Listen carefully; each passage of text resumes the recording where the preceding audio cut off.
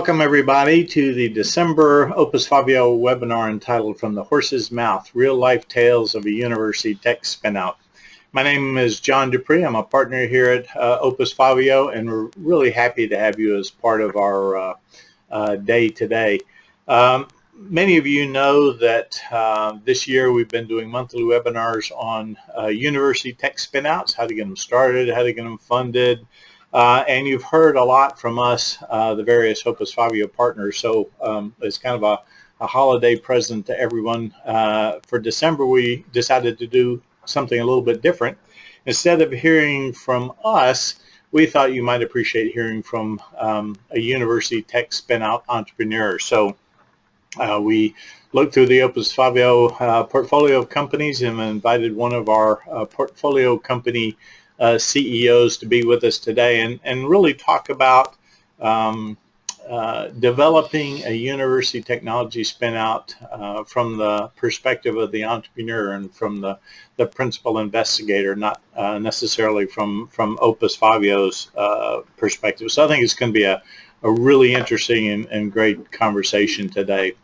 So let me get straight to it and introduce to you Dr. David Arreaga. David is the CEO of Aries Materials, a university technology spinout from the University of Texas at Dallas. So David, thanks for joining us here.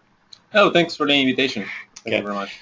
So David, tell us a little bit about yourself as we get started. Well, as you mentioned, I graduated from the University of Texas at Dallas. I did my master's and PhD there in material science. I also have a bachelor's degree in mechatronics engineering back in Mexico. And then back in 2009 is when I moved to Dallas to start a grad school doing research in the battery, lithium-ion battery space. And then later on I moved into the neural interfaces and bioelectronics development. So. Good. So you've been in Dallas for? It's been 6 years now. 6 years now. Good. Years. Yeah. Great. So tell us a little bit about Aries Materials. What do they do? Where did they come from? Well, as I mentioned, we come from spending a good amount of years developing neural interfaces, bioelectronic devices to interact with neurons and the nervous system in general, peripheral and central. And we were basically developing new polymer materials that were more biocompatible. That's the short version of the study. And by biocompatible, you mean they're able to be inserted in the body and have a better interaction with human tissue. Okay, got it. In a way that human tissue does not reject the device itself. Okay, so you right. And what we do in Aries is highly related to what we were doing before. As I mentioned, we were developing new polymer technologies, and we realized that a lot of the stuff that we had developed by doing a little twist could have a very good application in the consumer electronics or electronics in general, not necessarily bioelectronics, not necessarily implantable devices. And what Aries does is we have developed a technological solution to a lot of the problems that the current flexible electronic industry have, which is the limitations that are created because of the poor substrate technology available in the industry. And the substrate that we've developed overcome a lot of those challenges that enable high volume production of flexible devices. So what you discovered looking at neural interfaces, sort of things that can be implanted in the body, you figured out how to do things specifically for neural interfaces, then stepped back and said, wow, this could have a massive impact on other consumer electronics. Yeah, so it was kind of funny how it happens, right? We asked PhD students, we went to different conferences, and by doing that, we started talking with a lot of the different industry players in the area, and we realized that a lot of the troubles they had in their fabrication plants and the projects that they wanted to achieve that were not able to bring to market were related to the substrate. And it was the aha moment on which we say, hey, actually we have a much better solution than what they are doing. And that took us a good time, not only from the time when we say, oh, this is interesting, to the moment in which, yeah, we actually have something. It's a long run, right? But that's what happened. So when you came to UTD and you came to do your master's initially and then your PhD, Did you come to UTD thinking, man, I want to start a company? No, not really. To be honest, it's been in my family a little bit, the business side of things, but it wasn't my main goal when I came here. I came more thinking that I will get a PhD, master's and PhD, and get a job in a great research company, Texas Instrument, Intel, to say to mention some. But it wasn't initially my plan, not at all. What what uh, what generated the entrepreneurial bug for David Arreaga? Well, I think one of the main things is that my PhD advisor at UTD, he's been always very supportive of the idea of technology commercialization. His dream is always to take the research that we do in the lab and have an impact in the world, have an impact on humanity. And I think he's always very um, trying to pursue himself. Yes, you gotta be able to do something more than just finding a job, and I think that has been one of the main things. It perhaps has been always in me this adventurous sense of going the extra mile, but I think that was one of the main things. Yeah. Okay. Well, I want to come back to that in a minute, but also I'm curious as to, as you began conceptualizing this, what were the initial hurdles that you had to overcome, and then how did you overcome the hurdles? Did you start thinking about putting a company together? Well, as I was mentioning, I think going from the initial idea of maybe this is worth it to being sure that you actually have something of value that could be inserted somewhere in the value chain of the industry. That's it's not a trivial thing. I think that's one of the main challenges of every technology coming out of a research lab or a university is figuring out if what you have discovered can actually be inserted somewhere into the industry. And you guys at Opus Faveo know it better than anyone else that we had to evaluate. It was an expensive process of evaluating um, the range of possibilities of how do we actually apply our technology into the industry, and we talk about thousands of applications, but we have to be very smart of defining which one do we have the and which one can we actually drive the most value. And I think that's a very interesting challenge. As a researcher, you are not trained to look at things from the business perspective.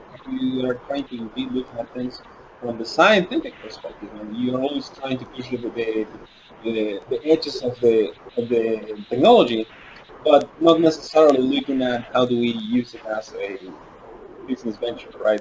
Right. So the commercial relevance of what you had is the major thing that you had to sort out initially.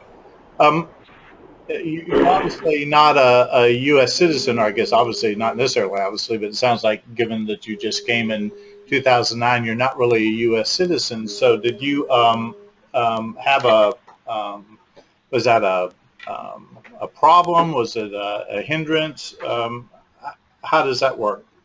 Well, I, I will say it doesn't necessarily help to be a foreigner to this country. I came to the states with a F1 visa, as a lot of international students come and do their PhDs and masters in the states. A big portion of the PhD, the graduate student community is actually international. In UTD is a big example of that. One of the things I will say is that is a lot of the programs that are out there, like SBIRs from NSF or other entrepreneurial programs, are designed for citizens or permanent residents of this country. One of the main problems with that is that you are missing out a big portion of your population in the research labs. I mean, it's not a surprise to anyone to walk into a research lab and see that is populated with a lot of foreign individuals. So I think that's one of the main things, that the fact that you're not able to make use of a lot of the resources that are available to other people, and I think that should change at some point. There are you can do it. It's not impossible, but it certainly could be better. There's a room for improvement in that space. Right.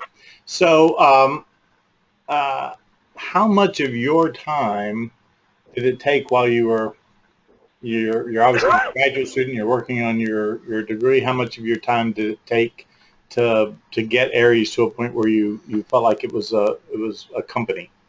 I guess we didn't start seriously thinking about Aries until maybe the last 14 months of my PhD. At the time, probably I was spending something in the 10 to 15 hours a week on this idea. As we move on, and as I was moving closer to the end of my PhD, I obviously had to put a lot of hours into writing my thesis and finishing all of that. But I think towards the end, I was spending probably half of my time into maturing the idea of, as a guy in, is this actually worth it? Is this actually an opportunity to create a company around? But it really helps actually to be in this position. Being as a researcher, you get the ability to keep doing your work, but at the same time refining the technology, refining the science that you have been developing for the last few years. So Yeah, I think we've really, I know from the Opus Faveo side, people underestimate the amazing uh, just additional value of being in a university setting, being a researcher while you're building, conceptualizing your company, because there's so many advantages that a university researcher has. It may not feel like, it may not have felt like it to you when you were doing it, but relative to an entrepreneur that's kind of outside the university environment, a huge set of advantages, just, logistical advantages, but also emotional, psychological, and intellectual advantages of being around people who can challenge you and can assist you while you have access to this tremendous intellect pool and research capability pool. So, that's interesting. So now let's move from the sort of sublime to the ridiculous or to the necessary. Let's talk a little bit about money and funding, because I know when we do these, so many people say, where does the money come from? How do I get going? So let me ask you, where did your initial, funding support come from for Aries? well, we can actually say in a couple of different ways. We can think as of the university or the research lab I was at as the very, very seed initial kind of source of funding, because my PhD advisor, Walter Boyd, he was very willing to keep supporting us while we were still measuring the idea. And a lot of professors do the same thing for their students to help them find jobs.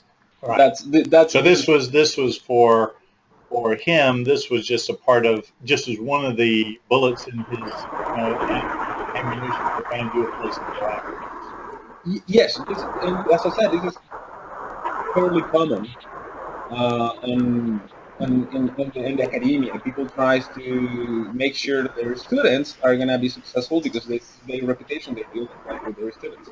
And I think my advisor, he was pretty supportive of that, trying to make sure that we were able to move on to the next things. And he was able to support us for a few months, even after we were done with my thesis and stuff like that. The next step was actually trying to raise funds from the friends and family, the high net worth Mm-hmm. individuals that you might have. It's sometimes hard, and I can really talk about that is while you're doing your PhD, you don't really have a lot of time to be doing networking. Yeah. Yeah. Is not one of your main activities between working in the lab and writing thesis. It's really hard to make time for that. Yeah. And I can see how a lot of the PhD students and postdocs around the country wouldn't be really able to do all of the networking that is necessary. I was fairly lucky in being able to get good friends and people who believe in what we were doing and willing to put some X amount of money. Probably not a whole lot, but enough So to get it going. so if you had to put a number on how much it took of really, really super early seed funding, pre even the company existing sort of as a legal entity, how much money would you say it would take to do that? Well, I will say maybe something in the range of 50 to 100K Mm-hmm. to get it through. To get everything done. Yeah, and I honestly believe it's really not a whole lot of money. Mm-hmm. There's a lot of resources out there that could be used to maturing these ideas. Right, right. So where are you now? Because Aries is, you've got your PhD, you're kind of building a team. Where are you now in terms of fundraising? Well, we I don't want to jinx it because I kind of know the answer to the question, but go ahead and tell it. well, as you know, we are very excited because we're closing our licensing agreement with the university for the technology. We have filed a patent, and we are closing the details now pretty soon. We are also closing our financing round, our seed round. We're raising close to $1 million, a little over $1 million from institutional investors and high net worth individuals. And it's been a long process, long fun process. Sometimes stressful, sometimes really a lot of fun. But it's been good. It's takes us maybe if you probably remember better than me, but we started with the fundraising back in March of this year, Mm-hmm. and since then we have probably we have pitched the company maybe 40, 50 times already informally, and people should remember this. Whatever entrepreneur is thinking about starting a company, you're always pitching your company. Yeah. So probably I've pitched my company 1,000 times at this point. But it's a long process. You really need, as I mentioned before, you are not really being trained for these things. You have been trained as a scientist, and you really require the coaching of someone telling you this is the right way to pitch an idea. This is the things that an investor wants to know from you. All of those details really those details can kill you if you have no one to really help you out with that. Where do you get your good help from? My good friends at Opus Faveo. Here's the Okay, commercial. okay, that's a commercial. That was the only commercial of the day. So you actually have to get used to hearing no or not today or no, we don't think that. I mean, you have to get used to having some negative feedback then.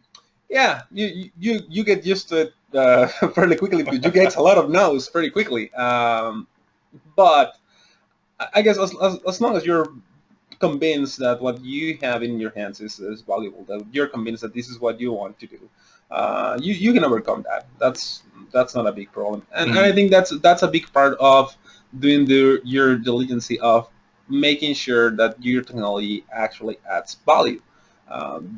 I've seen, and I've been visiting many different labs in different universities, and I've seen a lot of great science happening, but they have no clue how is this really commercial.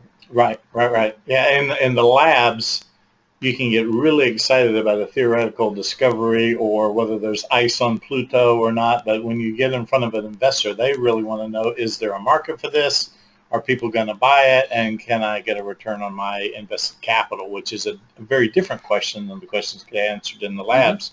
But when those two match up, it can be extremely powerful in the marketplace. So let's switch gears a little bit, and let me ask you about coming out of a university. In this case, specifically, University of Texas at Dallas. But you're also pretty aware of what's going on in other universities, both here and in Mexico. So, what did you appreciate, or what support did you get from the University of Texas at Dallas that you can remark on, or that really assisted Aries?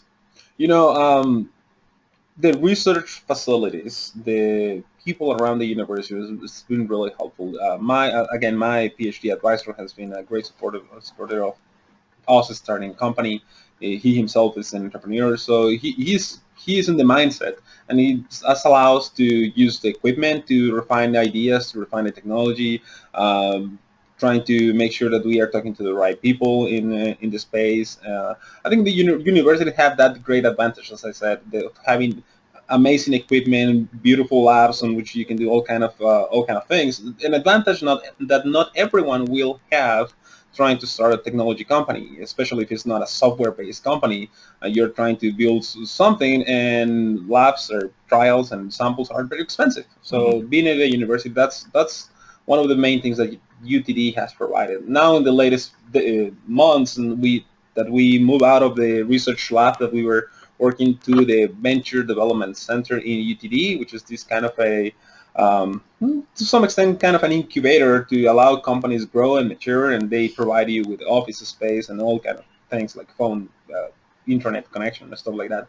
But also, you also have a lab that we can use, and we can do research there, and it's outside campus, so whatever you develop there is for the company. that is being incubated in the Venture Development Center. So those are wonderful resources. I think those are things that the university is doing pretty good. Yeah, it's amazing because we hear over and over in many cases the difference between a university being perceived as being supportive and a university perceived as being not supportive. And oftentimes, for many principal investigators and researchers, depends on that faculty advisor or that senior faculty member that says, this could be a very legitimate professional, exit ramp for you to go do something great. And others may be more tenure track oriented, and you simply, as a researcher, don't even realize that that's a possibility. But it sounds in your case like at least for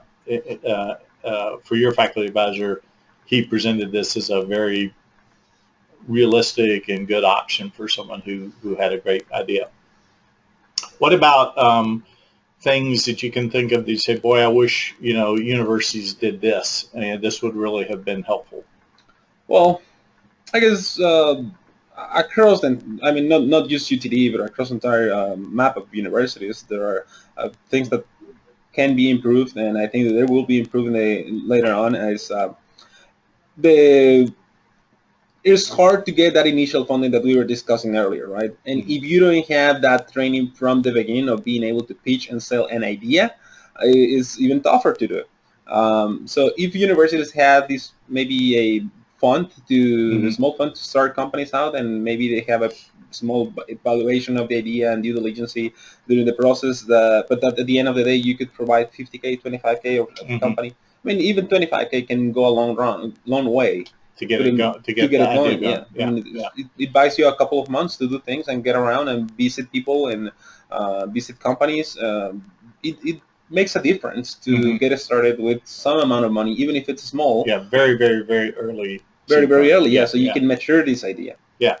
Okay, interesting. That's great.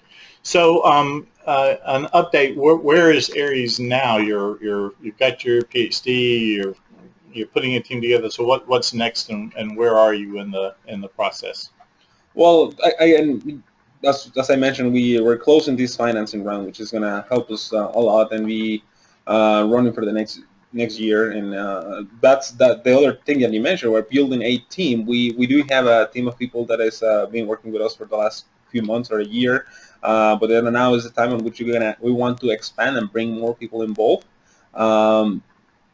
And that's actually a very fun process as well, trying to find the right people and that have the same dreams than you, because at this stage, it's a risky business, right? We all know that, and is for someone to probably decline an offer from Intel and join in the smallest startup is a big step, and they're taking the risk, and they're joining you in this adventure. So that's also a very interesting part, trying to convince people that this is the dream that we all want to be living. And what do you say to sell them on the dream?